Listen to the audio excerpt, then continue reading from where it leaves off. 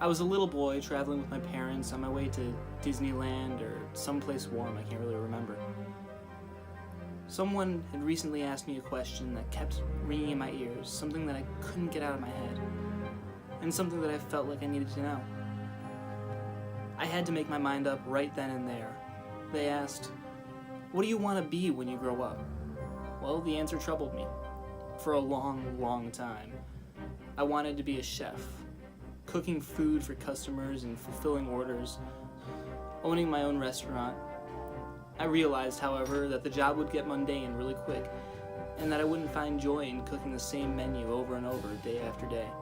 Confused and feeling lost, I looked up at my dad, driving the car, my mom in the passenger seat. The idea of going places. I thought to myself, this is what I love, being packed to my neck in luggage, traveling to destination unknown, and being with the people I love. So now I had to reponder what I wanted to be, and 4 words kept popping into my head. Reach for the sky.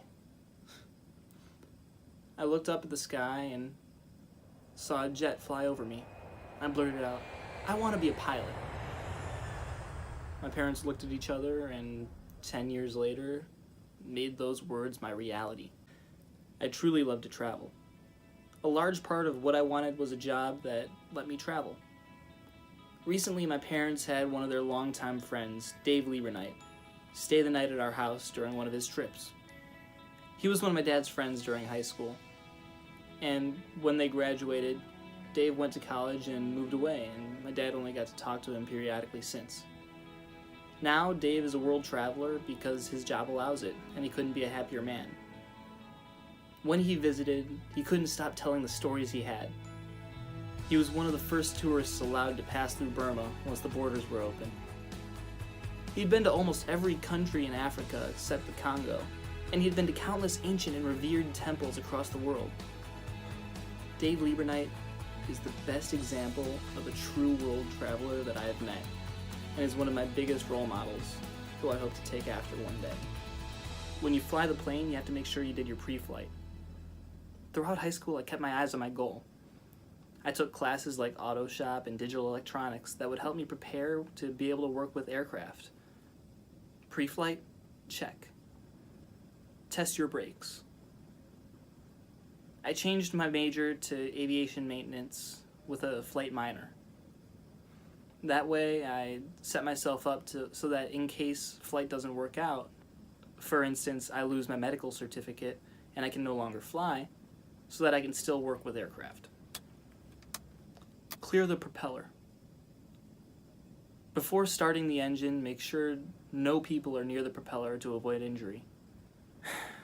During high school, I made a lot of unsavory friends, and met a lot of people who wouldn't help me succeed. People like partiers and generally people who have no aspirations. I had to clear them out of the way, which admittedly was hard, but necessary for my future. Propeller, clear. To start the aircraft, turn the key, then push the mixture knob all the way in. I arrived at Lewis mid-August, starting the rest of my life. This school is my ignition, beginning the rest of my career. This is where I start. This is where my life begins. Engine on. The last step is to wait for the magic words from air traffic control. You are clear for takeoff.